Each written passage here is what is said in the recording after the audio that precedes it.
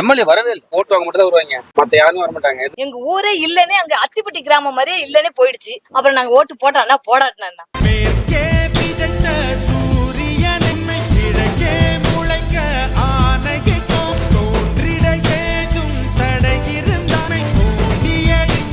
ஜெயிச்சு போனாங்கல்ல எம்எல்ஏக்கள், இப்ப இருக்கிற எம்எல்ஏ ஆகட்டும் இல்ல முன்னாடி எம்எல்ஏ ஆகட்டும், இவங்க நம்மள சந்திக்க வராங்களா?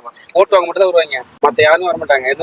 எதுவுமே செய்ய மாட்டாங்க, வாங்க வரதோட சரி. நான் சுயேட்சை எம்எல்ஏவை வரதுக்கு காரணமே அதுதான். பணம் சம்பாதிக்கிறதுக்காகவோ இல்ல பதவிக்காகவோ நான் அதுல வரல. 236 சட்டமன்றத்துல நம்ம தொகுதியாவது மேம்படுத்தணுங்கிறது என்னோட நோக்கம். சரி, நான் இப்ப நான் உங்கள்ட்ட என்ன கேக்குறேன்னா, மக்களோட மக்களா இருக்கிற மாதிரி ஒரு எம்எல்ஏ கிடைச்சா நீங்க ஓட்டு போட்டு கண்டிப்பா போகணும். இல்லைங்க, நாங்க என்ன ஜெயிக்க வைக்கிறோம், நல்ல வேலை செய்யலாம். சரி, ரொம்ப நன்றி. ஒரு வீடு கவர்மெண்ட் வீடு கிடையாது, ஒரு சுடுகாட்டுக்கு கொட்டா கிடையாது. மழை பெஞ்சா இந்த வெள்ளம் பூந்து ஊரு பூரா மேந்து, நான் இவ்வளவு தண்ணியில என் வீடெல்லாம் நினைச்சு இவ்வளவும் இருந்து இன்னும் வரலையும் என்ன கேட்கல. எம்எல்ஏ வரவே இல்லை. இப்ப நான் சுயேட்சை வேட்பாளரா வரக்கு காரணமே மக்களோட மக்களா இருந்து அடிப்படை தேவைகளை பூர்த்தி செய்யணும். இதுக்கு முன்னாடி இருந்த எம்எல்ஏக்கள் யாரும் ஜெயிச்சதுக்கு அப்புறம் மக்களை திரும்பி பாக்குறது இல்ல. அந்த விரக்தியில தான் எம்எல்ஏவை நம்மளே நிற்போம். பொதுவா கட்சி வேண்டாம், ஜாதி வேண்டாம், சுயேட்சையா நிற்போம், மக்கள் கையிலே பொறுப்பா ஒப்படைப்போம். இத்தனை ஆண்டு காலம் யார் யாரையோ நம்பி ஓட்டு போட்டீங்க, ரைட்டு தானே? கண்டிப்பா. இந்த ஒரு தடவை உங்களை நம்பி, மக்களை நம்பி தனிச்சு இத்தனை கட்சி இத்தனை ஜாதியை தாண்டி மக்களுக்காக நிக்கிறேன்.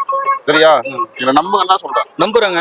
நாங்க யாருக்கு ஓட்டு போட்டாலும் இது வரைக்கும் எங்களுக்கு வயசாயிடுச்சு. நானும் 2 பிள்ளைக்கு தாயாயிட்டேன். எங்க ஊருக்கு இது வரைக்கும் யாரும் எதுவுமே செஞ்சது கிடையாது. ஓட்டு கேட்க வரவங்க எல்லாருமே பேசுறாங்க, அது செய்யறோம் இது செய்யறேன்னு. ஆனா ஜெயிச்ச பிறகு ஒரு நாதி கூட இந்த பக்கம் வந்து பார்க்க மாட்டோம். எங்க ஊரே இல்லனே அங்க அத்திப்பட்டி கிராமம் மாதிரியே இல்லனே போயிடுச்சு. அப்புறம் நாங்க ஓட்டு போட்டானா போடாட்டினா நீங்க என்னையும் நம்பாம திரும்பவும் நீங்க அவங்களுக்கே ஓட்டு போட்டீங்கன்னா கண்டிப்பா எதுவும் மாறாது. இங்க ஜெயிச்சு போன எம்எல்ஏக்கெல்லாம் மக்களை சந்திக்கிறது வராங்களா? அதெல்லாம் வரமாட்டாங்க.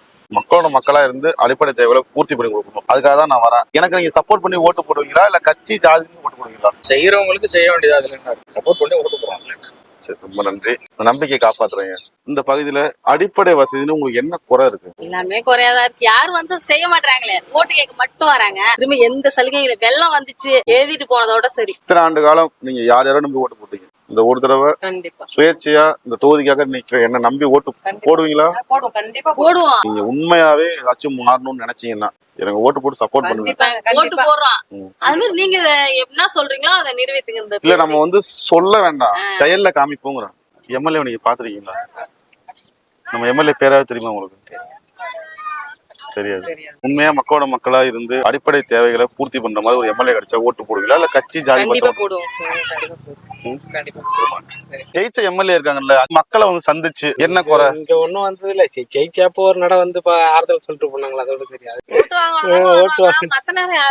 அவங்க அப்படி இருக்கிறதுனாலதான் நான் சுயேட்சை எம்எல்ஏ நிக்கிறேன். சரியா? மக்களோட மக்களா ஒரு எம்எல்ஏ இருக்கணும், நம்ம தொகுதிக்கு தேவை. சுயேட்சையா அதனாலதான் நிக்கிறேன்.